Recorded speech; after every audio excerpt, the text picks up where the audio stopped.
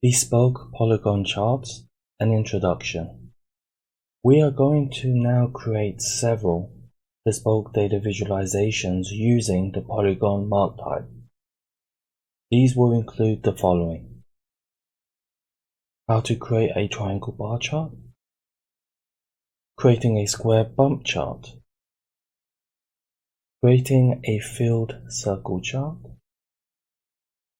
creating a half circle gauge chart, and finally creating a coxcomb chart. So far we have positioned points onto a canvas to create a data visualization. We've connected those points through lines, straight and curved, to create amazing data visualizations, and we've also explored the jitter plot type.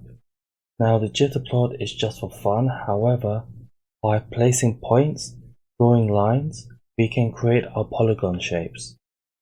So I hope you're ready because this is going to be loads of fun.